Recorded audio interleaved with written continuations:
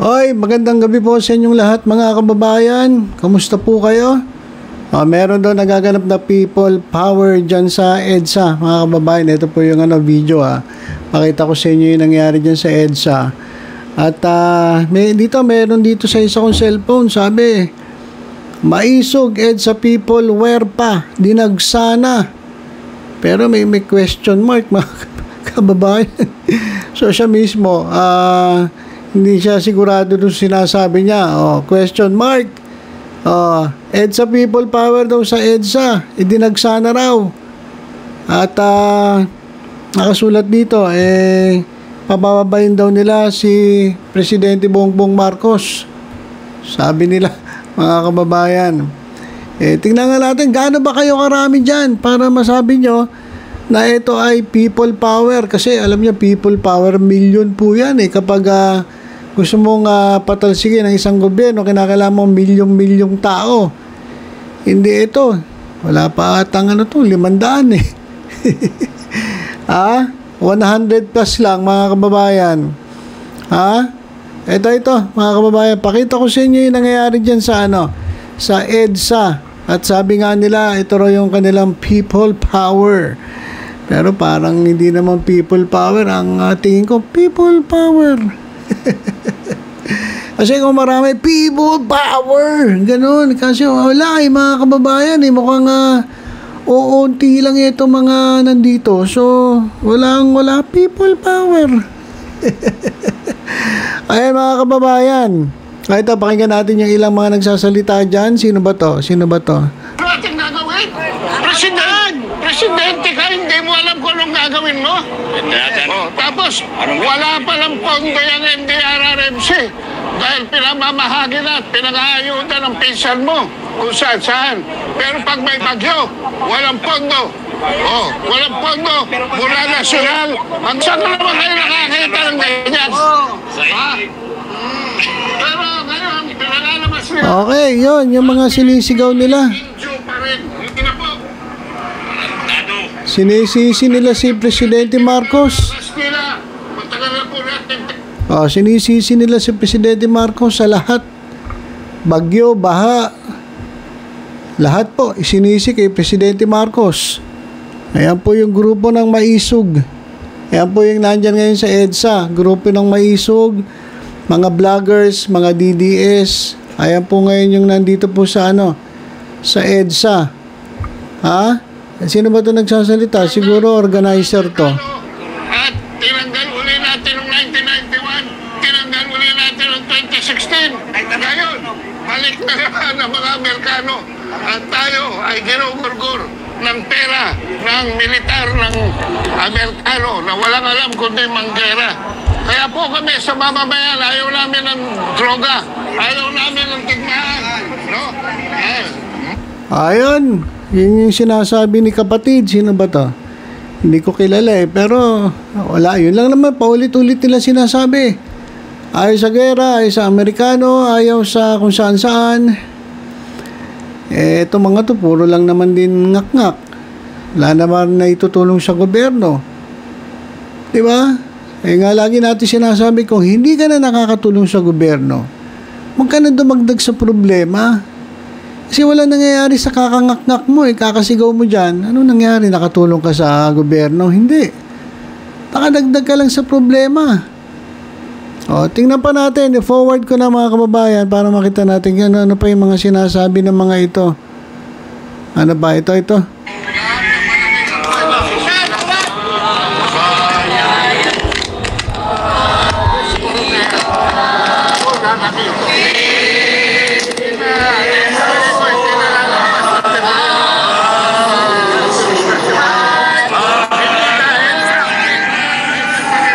Ayan, kanta pa lang, di nagkasabay-sabay. Paano kayo magkakasundo?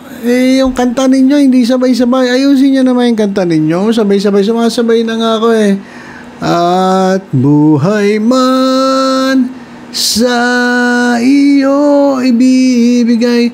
Ayan, hindi sabay-sabay. Ayusin nyo. Paano kami sasabay sa inyo? Hindi naman kayo marunong pagsabay-sabay. So, hindi sabay-sabay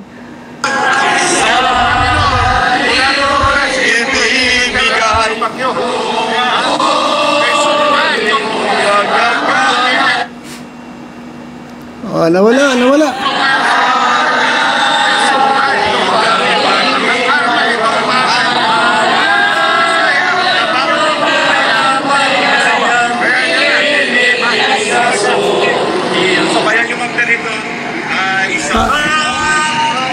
Ano tayo magkakaintindihan yan? Yung iba kumakanta, iba nagkikwentuhan, iba nagsisigaw. Dapat magkaisa kayo. Dapat kang kanta-kanta lang.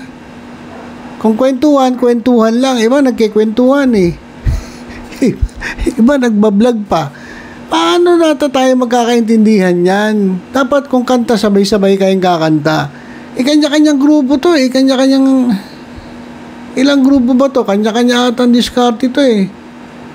Oh, anong nangyari? Kaya ang gulo-gulo eh. Iba kumakanta, iba nagkikwentuhan, iba nagbablog, iba... Ano ba naman? Ayusin nyo naman dyan. Paano kayo dadami niyan kung kayo hindi... Baka mamaya, kayo pa magsuntukan dyan.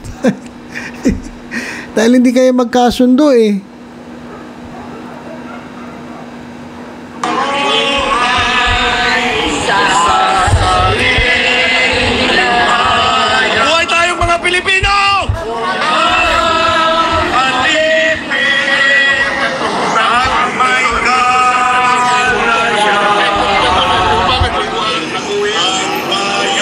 Okay, forward natin ha.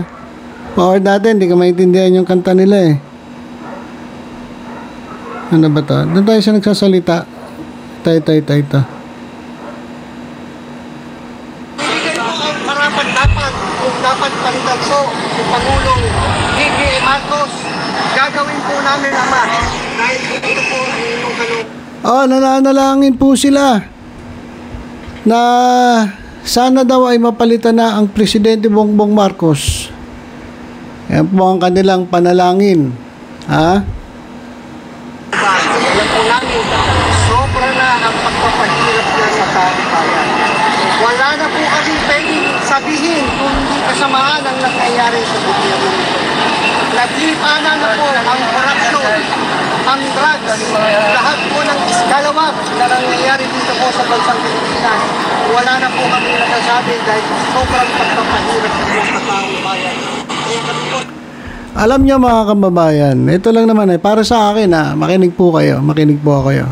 Ako galit po ako sa korupsyon. Galit po ako sa drugs, galit po ako dyan sa mga krimen.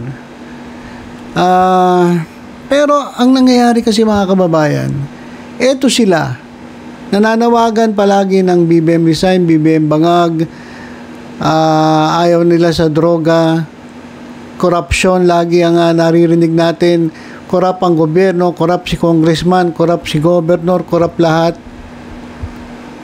Ganito lang kasimple yan eh. Bakit hindi sampahan ng kaso? Sampahan ng kaso. Kasi kahit magdamag ka dyan, kagaya na ito, magdamag kayo magngangawa dyan, ano mangyayari? Ba't hindi sampahan ng kaso? Ito, alam nyo, itong nangyayaring rally nila na ito na sinasabi ng EDSA rally, People Power Rally kuno. Hindi naman to hahantong dun sa talagang people power kasi ang konti-konti lang nila. Dumami lang ng konti, syempre. Magkano? Magkano ba ang pinakalat dyan para magpuntahan niyo ibang tao? Iba po kasi, yung talagang pupunta dyan yung tao nang walang bayad, nang walang nagaya, kusang loob ang mga taong pupunta dahil nararamdaman nila na kinakailangan nilang pumunta. Iba po yung dati, iba po yung ngayon. Hindi po ganyan. Nananawagan kayo, suportahan kayo, hindi ganun eh. Ang mga tao, kusang loob yan. Pag nakita nila na kinakailangan sumuporta, susuporta yan. Hindi nyo na kinakailangan panawagan. Kaya itong ginagawa niyang EDSA, wala ito eh. Walang kahinat na nito. Kaya, itong sinisigaw ninyo. Ako, sang-ayon ako, ayaw natin ng droga, ayaw natin ng korupsyon, ayaw natin ng magnanakaw sa gobyerno. Pero alam nyo, pinakamaganda, kasuhan na lang natin. Kung meron kayong mga ebidensya, kasuhan natin. Kasuhan natin sila. Hindi, puro lang tayo daktak, puro tayo salita. Si Marcos Bangago, maglabas tayo ng ebidensya. Kapag may ebidensya kayo, sasama ako sa inyo. Kapag may ebidensya kayo na nahuli nyo na corrupt itong si Martin Romualdez at meron talaga kayong concrete na ebidensya, sasama ako sa inyo. Kapag nakita nyo na talagang corrupt itong sila Marcos, sasama ko sa inyo. Basta kinakailangan po may ebidensya para hindi tayo magmukhang tanga. Kasi sigaw tayo ng sigaw. Nasaan ebidensya mo? Pag tinanong ka, nasa ebidensya mo? Wala. Nga. Mukha ka lang tanga. Sigaw ka ng sigaw. Nananawagan ka, pupunta ka dyan sa EDSA, pupunta ka dyan sa ilalim nung flyover dyan. Hindi ka pinakikinggan ng tao. Hindi mukha ka lang tanga. Nagpapakapagod ka. Wala naman nangyayari. Eto, medyo dumami. O pagkatapos ito, mamaya pagpagod na, uwian na to. Ano nangyari? Meron ba nangyari? Nakakasuhan ba si Presidente Marcos? Nakakasuhan ba yung mga corrupt na sinasabi ninyo? Nakakasuhan ba si Congressman? Hindi. Wala ebidensya eh. Puro kwento eh. Puro daktak eh. Tingnan niyo itong mga nagsasalita na to. Puro kayo salita. Meron ba kayong pinanghahawakang ebidensya? Tanong ko lang, meron ba kayong ebidensya? Kasi kung meron kayong ebidensya, ako mismo sasama sa inyo. Sampa natin sa korte. Pero, Buong puso, nanginginig ng gabay ninyo sa bawat isa sa akin. Dahil natin po kayo. Tuloy tayong ito, pakinggan nyo, si Jonathan Morales. Nangunguna dyan, nagsasalita si Jonathan Morales. Pakinggan natin sinasabi ni Jonathan Morales. Itong isa na to, panay ang bintang din sa presidente. Tapos, wala namang naipakitang yung tawag doon, informant. At puro chismis lang ang pinagsasabi. Paano mo mapapatunayan yung mga bagay na ibinibintang mo? I-informant nga lang, hindi mo mailabas eh. Lahat ng sinabi mo galing sa informant. Tapos ito ngayon, ngawa ka na ngawa kung ano-ano sinasabi mo uli. Ilabas nyo yung ebidensya. Kapag nandiyan na ebidensya at nakita ko, ako mismo nakita ko, sasama ako sa inyo. Pababain natin, sampahan natin ang kaso ang presidente, sampahan na natin ang kaso ang congressman, kung sino mang senador yan. Kung talagang may ebidensya. Kung puro ganito lang tayo, puro ngawa. makatok sa puso ng Diyos. Patuloy ang ating paniniwala, ang ating pananampalataya na darating ang araw na yon na tayo ay pagkakalooban ng awa. Yan po yun. Maraming salamat. Thank you, Brother GM. Alam mo, Jonathan Morales, sa totoo lang, nasa nasa Diyos ang awa, nasa tao ang gawa. Kahit pa manampalataya ka na manampalataya, pero mali ang iyong pananampalataya at wala yung binibintang mo, wala kang ebidensya, mali, hindi ka naman kakasihan ng Diyos. Puro ka lang kwento, puro ka lang hearsay. Nagyaya ka, nasuportahan ka.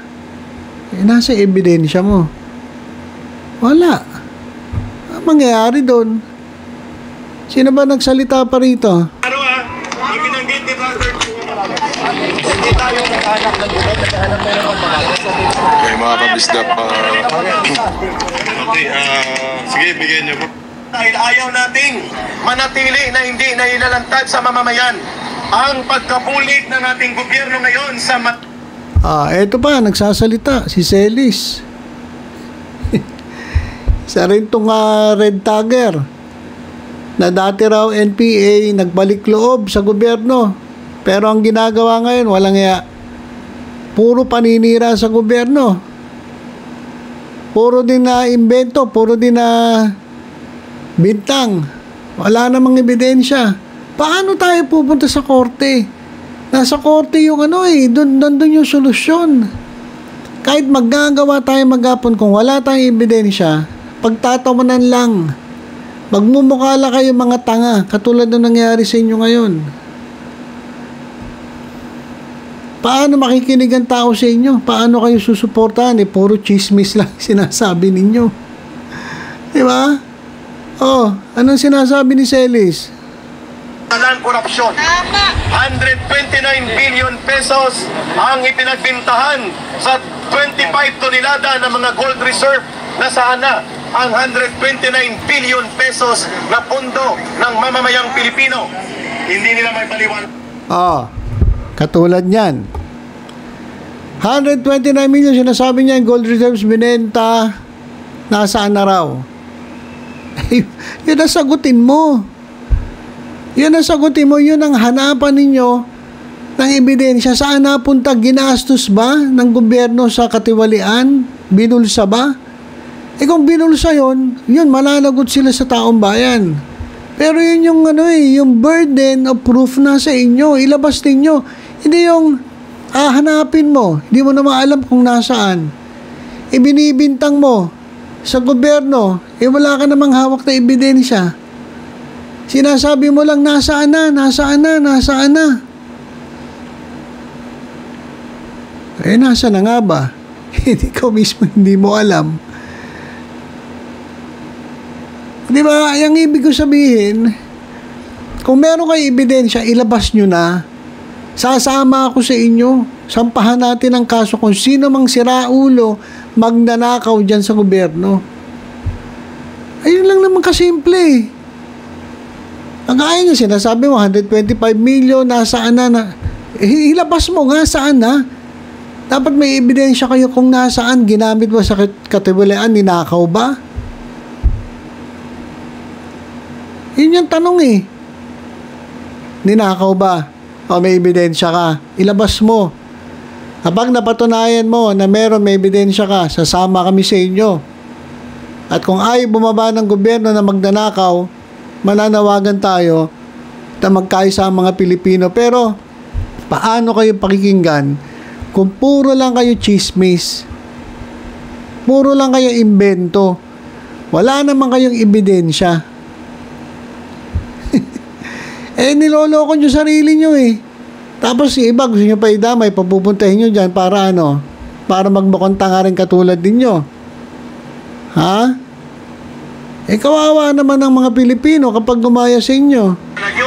Number 2, sa corruption issue, nasaan na ang 1.3 trillion pesos na flood control project? Pinanot lang sa bulsa ng mga kontratista at mga sakim at turubo ng mga politikong Okay. Yan, isa pa. Flood control. Ang dami raw pera ng flood control, saan napunta? Di ilabas mo nga. Ilabas mo nga. Nagilap kayo ng resibo ng katunayan na binulsa nila. Pag meron na kayo, sasama kami sa inyo. Pabababain natin yung mga corrupt dyan sa gobyerno.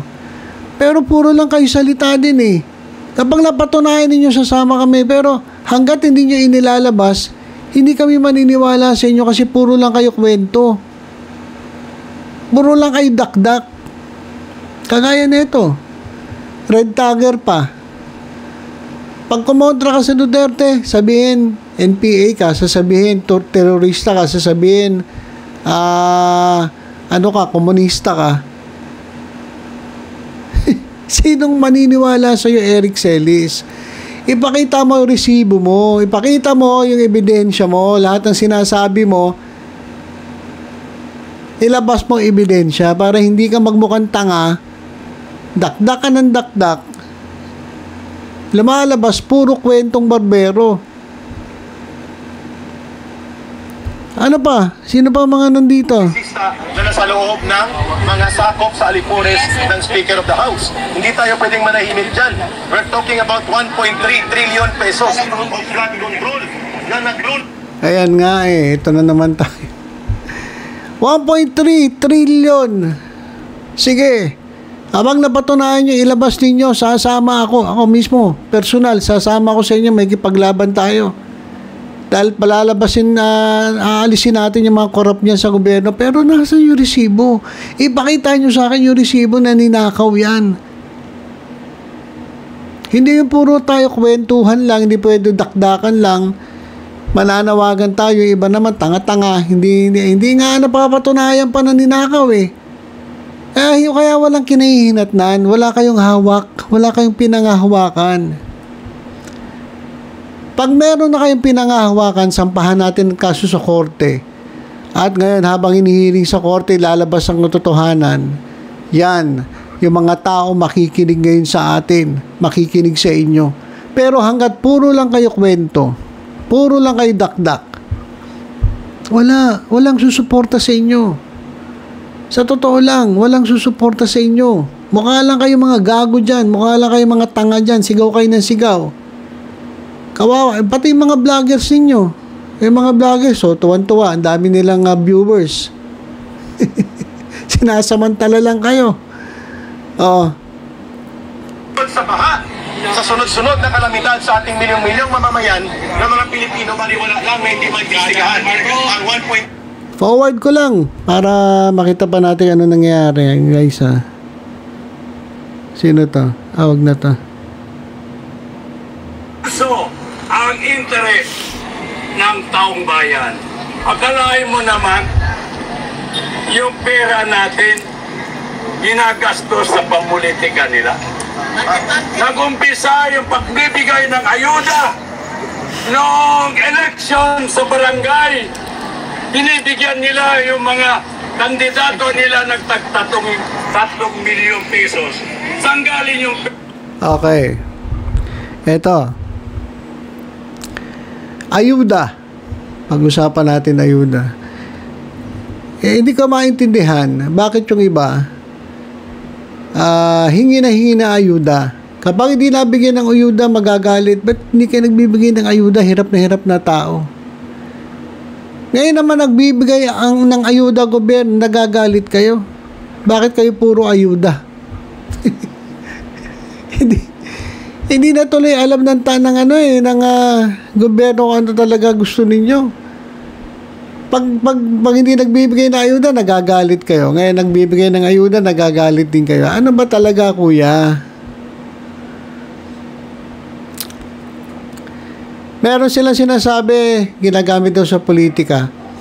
Ngayon patunayan ninyo. Ito na naman tayo.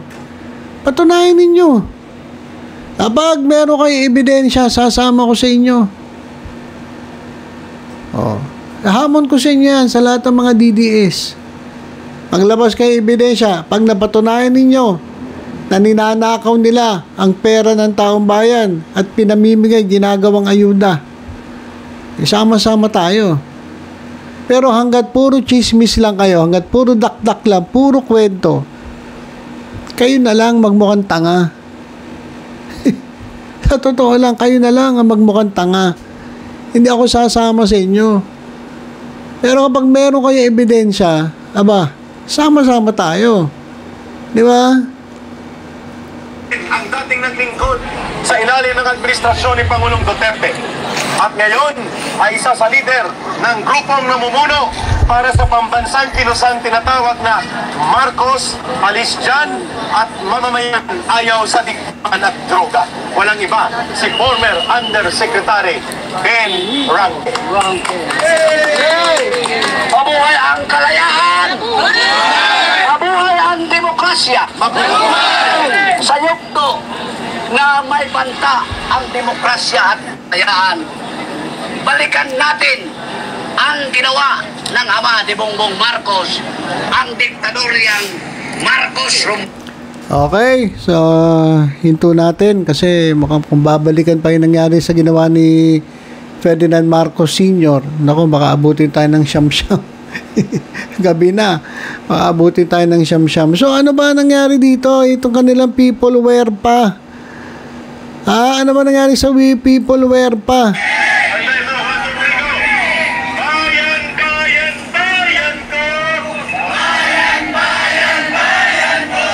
Di patapos ang laban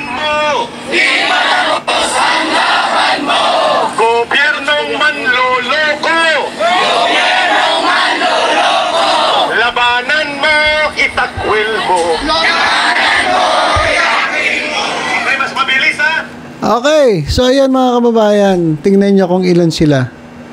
Ayan. Pag ganyan karami, hindi po niyang kaya people power.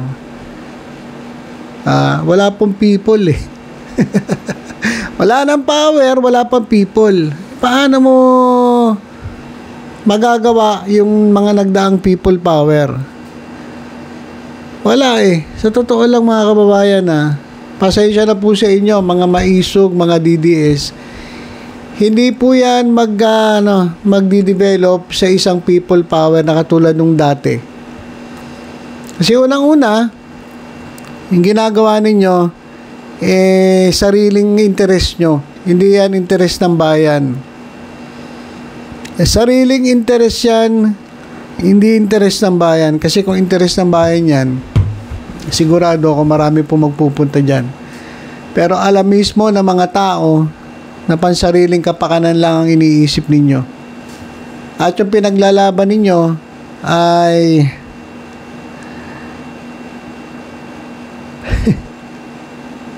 hindi po pinaniwalaan ng tao. Ibig ko sabihin, kasi kung alam nila sa sarili nila na tama ang pinaglalaban ninyo, at kung nakikita nila na talagang inaapi kayo ng gobyerno, na kung nakikita ng ating mga kababayan na inaapi na tayong mga Pilipino, sigurado magpupuntahan dyan. Pati kami pupunta.